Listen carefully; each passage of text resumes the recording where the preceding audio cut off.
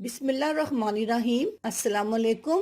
گلاب کا ارک جگر کی بیماری کو بھی کنٹرول کرتا ہے۔ جانیے اس میں چھپے صحت کے کچھ ایسے راز جو سائنس بھی بتاتی ہے۔ گلاب کا ارک صرف خوبصورتی کو نکھارنے کے لیے ہی نہیں استعمال ہوتا، بلکہ اس کے کئی طبی فوائد ہیں جو سنت میں ہمیں پہلے ہی بتایا جا چکا ہے، لیکن اب سائنس بھی اس بات کا اعتراف کر رہی ہے۔ گلاب کا ارک ہم نے چہرے کی خوبصورتی اور جلد کی ہر قسم کی پریشانی کو ختم کرنے کے لیے استعمال کیا ہے، لیکن آج ہم آپ کو بتائیں گے کہ گلاب کے ارک سے جگر کے مسائل کا کیسے علاج کیا جا سکتا ہے۔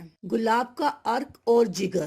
گلاب کا ارک اینٹی بیکٹیریل، اینٹی انفلامنٹری اور وٹامن سی سے بھرپور ہوتا ہے۔ اس میں جگر اور گردوں کی صفائی کرنے والے عناصر کثیر مقدار میں پائے جاتے ہیں۔ یہی وجہ ہے کہ جب ارک گلاب چہرے پر استعمال کیا جاتا ہے تو وہ نہ صرف چہرے کی شادابی کا کام کرتا ہے، بلکہ جلد کے اندرونی ٹیشوز میں جا کر ان تمام رکاوٹوں کو اور جلد کی پرتوں کی گندگی کو دور کرتا ہے جو گردے یا جگر کی وجہ سے نمودار ہوتی ہیں۔ اس میں وٹامن اے، سی اور ای اور فلوئڈز پائے جاتے ہیں جو کسی بھی قسم کے انفیکشن اور جراثیموں کو ختم کرنے میں کارآمد ہیں۔ جگر میں خرابی کی ایک علامت جسم میں خون کی کمی بھی ہے، اور اس کمی کو دور کرنے کے لیے استعمال کی جانے والی ادویات میں گلاب کا ارک اور اس کی پتیوں کا پاؤڈر شامل ہوتا ہے تاکہ وہ مزید ریڈ سیلز کو پیدا کریں۔ گلاب کا ارک دن میں کسی بھی وقت آدھا گلاس پینا آپ کی اندرونی اور بیرونی صحت کے لیے فائدہ مند ہے۔